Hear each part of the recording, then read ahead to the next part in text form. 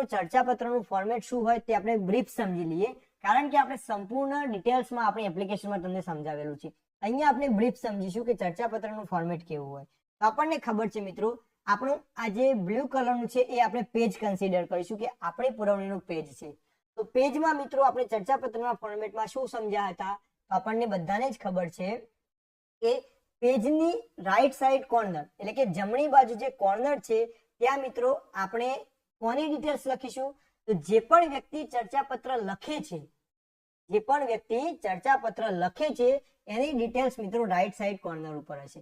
એટલે કે અહીંયા પ્રેષકની ડિટેલ છે. તો આપણે લખતા હતા પ્રેષક, જેનું નામ હોય એ એટલે કે અબક આપેલું હોય તો, નહીં તો આપણે અબક લખતા હતા. પછી એનું સરનામું 1 એટલે કે પ્રેષકનું સરનામું છે, અને નીચે તારીખ. ટૂંકમાં રાઈટ સાઈડ કોર્નર ઉપર જે પણ વ્યક્તિ લખે છે ચર્ચાપત્ર, જે પણ વ્યક્તિ લખે છે એનું ટોટલી ડિટેલ્સ આપણે પેજના રાઈટ સાઈડ કોર્નર ઉપર લખીશું. આ વસ્તુ ખાસ યાદ રાખીશું. પછી મિત્રો ચર્ચાપત્ર આપણે કોઈ દૈનિક સમાચાર પત્રના તંત્રીને લખવાનું હોય છે, કારણ કે આપણું ચર્ચાપત્ર આપણે દૈનિક એટલે કે કોઈ સમાચાર પત્ર છે, ન્યૂઝપેપર છે, એમાં પ્રકાશિત કરાવવા માટે આપણે લખતા હોઈએ છીએ. તો જે પણ દૈનિકના તંત્રી છે, જે પણ માલિક છે, જે પણ મેનેજર છે, એમની જે ડિટેલ્સ છે એ મિત્રો તરત જ લેફ્ટ સાઈડ નીચે આપણે લખીશું. કઈ જગ્યાએ? આ પ્રેષકની ડિટેલ્સ છે એની તરત જ નીચે અને લેફ્ટ સાઈડ લખીશું મિત્રો. એટલે કે અહીંયા એમને ઉલ્લેખીને એમની ડિટેલ્સ આપીશું આપણે. પ્રતિ તંત્રીશ્રી કોઈ પણ ન્યૂઝપેપર હોય અથવા તો દૈનિક પેપર હોય એનું નામ એટલે કે ક ખ ગ દૈનિક અમદાવાદ અથવા તો કોઈ પણ સિટી હોય એ આપણે લખી શકીએ છીએ. ખાસ યાદ રાખીશું. એટલે કે જે પણ તંત્રી છે, જે પણ માલિક છે, આપણો જે ચર્ચાપત્રનો અથવા તો જે દૈનિક પત્ર છે એના માલિક, એના તંત્રી, એમની ડિટેલ્સ મિત્રો આપણે સીધા નીચે લેફ્ટ સાઈડ લખીશું. પછી મિત્રો એના પછી આપણે સીધા નીચે વિષય લખીશું કે આપણું ચર્ચાપત્ર જે પણ વિષય ઉપર હોય એ વિષય આપણે અહીંયા લખીશું. ક્યાં? તો એના નીચે લખીશું. અને પછી એના નીચે આપણે જે પણ તંત્રીશ્રી છે, જે પણ માલિક છે, જે પણ મેનેજર છે, એમને ઉદ્બોધન કરીશું કે માનનીય શ્રી, સપ્રેમ નમસ્કાર. આપણે સુધારી લઈએ, સપ્રેમ નમસ્કાર. અને પછી મિત્રો આપણે વિનંતી કરવા માટે અહીંયા 2-3 લાઈનમાં લખીશું કે ઉપરોક્ત જે પણ વિષય આપેલો છે એ વિષયને અનુસંધાનમાં મેં એક ચર્ચાપત્ર તૈયાર કરેલું છે, અને એ ચર્ચાપત્ર તમે તમારા દૈનિક પત્રમાં પ્રકાશિત કરો તેવી આપણે એમને વિનંતી કરીશું. અહીંયા નીચે 3 લાઈન આપણે કરી ત્યાં. એટલે કે ટૂંકમાં પહેલો ભાગ છે ચર્ચાપત્રના ફોર્મેટના 2 ભાગ છે. એમાં પહેલા જ ભાગમાં આપણે આ બધી ડિટેલ્સ લખીશું અને નીચે આભાર સહ એટલે કે આપણે એમનો આભાર વ્યક્ત કરીશું. આભાર સહ. અને અહીંયા લિખિતમ આપનો વિશ્વાસુ અબ. આ પહેલો ભાગ થઈ ગયો મિત્રો. તો પહેલા ભાગમાં શું કર્યું આપણે? તો આપણો જે ચર્ચાપત્ર છે એ ચર્ચાપત્ર હું લખું છું તો એની ડિટેલ્સ સાથે કોને લખીએ છીએ? તો જે પણ દૈનિક સમાચાર પત્રના તંત્રી છે એમને લખીએ છીએ, તો એમની ડિટેલ્સ, વિષયને અનુરૂપ ઉદ્બોધન કરી અને આપણે કહ્યું એમને વિનંતી કરીશું અહીંયા કે ઉપરોક્ત જે વિષય છે એને અનુસંધાનમાં જે ચર્ચાપત્ર તૈયાર કરવામાં આવ્યું છે એને તમારા દૈનિક સમાચાર પત્રમાં તમે પ્રકાશિત કરો તેવી વિનંતી કરીશું, અને અહીંયા લેખિતમ આપનું છે. તો આટલું મિત્રો આપણે પહેલા વિભાગમાં કરીશું. પછી બીજા વિભાગમાં શું? તો બીજા વિભાગમાં આપણું જે ચર્ચાપત્ર તૈયાર થયેલું છે એ ચર્ચાપત્રનું આપણે ચર્ચા કરીશું. એટલે કે અહીંયા સૌપ્રથમ તો આપણું જે ચર્ચાપત્ર છે એ આપણે લખીશું કે બિડાણ, એટલે કે આપણે આ ચર્ચાપત્ર હું નીચે જોડાણ કરું છું. બિડાણ ચર્ચાપત્ર. આપણું જે ચર્ચાપત્ર લખવામાં આવ્યું છે એ આપણે જોડીએ છીએ જોડે એવું આપણે લખીએ છીએ. અને નીચે ચર્ચાપત્ર કયું હશે? તો મિત્રો ચર્ચાપત્ર આપણું હશે એમાં આપણે ઉપર સૌપ્રથમ તો ટાઇટલ મારીશું. શું લખીશું? ટાઇટલ. અને આ ટાઇટલ જે આપણું ચર્ચાપત્ર હશે એનું ટાઇટલ લખીશું, અને એના પછી નીચે આપણે સંપૂર્ણ આપણું ચર્ચાપત્ર શબ્દોની મર્યાદાને ધ્યાનમાં રાખી અને લખીશું. પછી મિત્રો ખાસ યાદ રાખીશું કે ઘણા મિત્રો અહીંયા લિખિતમ આપનો વિશ્વાસુ અબ આ લખતા હોય છે, તો આમાં મિત્રો જો તમે લખો તો પણ ચાલે, ના લખો તો પણ ચાલે, એટલે કે એની કોઈ ચિંતા કરવાની નહીં. અહીંયા ફરી લખવું હોય તો લખી શકાય, ના લખવું હોય તો ના લખી શકાય, એના માર્ક્સ કપાશે નહીં. આ વસ્તુ યાદ રાખીશું. ઘણા મિત્રોના કન્ફ્યુઝન હતા કે સર નીચે લખવાનું કે નહીં, તો તમે લખી પણ શકો છો અને ના પણ લખો, આટલું યાદ રાખીશું. તો અહીંયા મિત્રો આપણું ચર્ચાપત્રનું ફોર્મેટ પૂરું થાય છે. એકદમ ઈઝી ચર્ચાપત્રનું ફોર્મેટ છે. તો ખાસ યાદ રાખીશું કે વિષયની અંદર શું લખવું છે એ આપણને ખ્યાલ હોવો જોઈએ. ટૂંકમાં ચર્ચાપત્રનું ફોર્મેટ હવે એકવાર આપણે રિવિઝન કરી લઈએ તો તમને ખ્યાલ આવી જશે. તો રાઈટ સાઈડ કોર્નર ઉપર જે મોકલનાર છે, જે લખનાર છે, એનું સરનામું, એની ડિટેલ્સ, નીચે જે પણ તંત્રીને આપણે ચર્ચાપત્ર લખીએ છીએ એની ડિટેલ્સ આપણે નીચે લખીશું. પછી મિત્રો વિષય આપણે લખીશું કે આપણો જે વિષય છે એ વિષય, એના પછી એમનું ઉદ્બોધન કરીશું કે માનનીય શ્રી સપ્રેમ નમસ્કાર.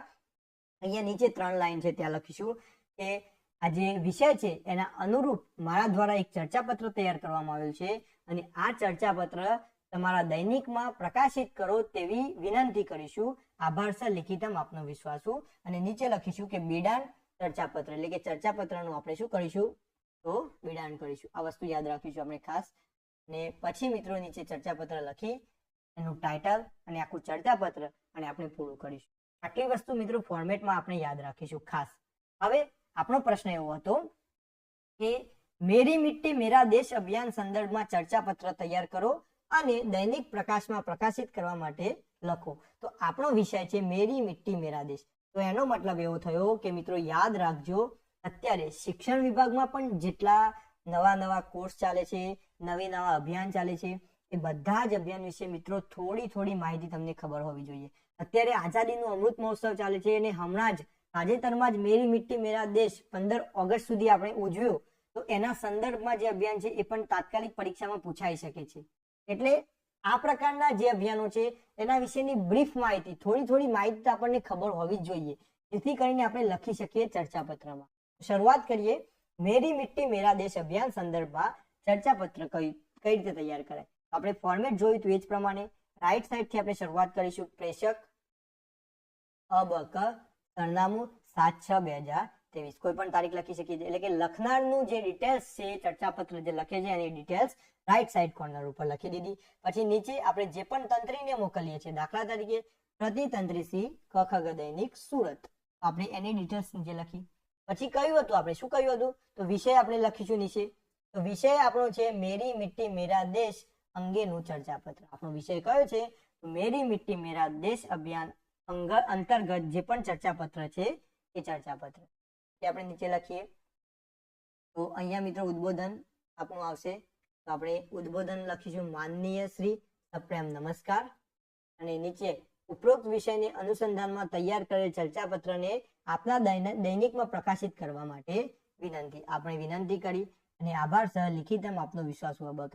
આ ફોર્મેટ મિત્રો તૈયાર, આમાં મિત્રો ખાલી ને ખાલી એક આખું ફોર્મેટ તૈયાર હોય તો તમારે માત્ર ને માત્ર વિષય જ બદલવાનો રહે, બાકી બધું સેમ આવશે. કારણ કે આપણે એક વખત તૈયાર કરીશું તો મિત્રો આપણને લખવામાં તકલીફ પડશે નહીં. આટલું તો મિત્રો આપણે કરી લીધું, આ તો બધાને જ આવડશે, આમાં કઈ જ કરવાનું નથી, આ સીધું બેઠું લખવાનું છે. પરંતુ હવે જે ચર્ચાપત્ર લખવાનું છે એ આપણને ખબર હોવી જોઈએ કે એમાં શું આવે છે, એનો વિષય શું છે, વિષયના અંદર શું આવે છે, શરૂઆત ક્યાંથી કરવી, કઈ રીતે લખવું, આ બધી જ આપણને ખબર હોવી જોઈએ. શરૂઆત કરીએ મિત્રો હવે આપણે. તો સૌપ્રથમ તો બિડાણ ચર્ચાપત્ર. તો આપણા ચર્ચાપત્રનો વિષય છે મેરી મિટ્ટી મેરા દેશ.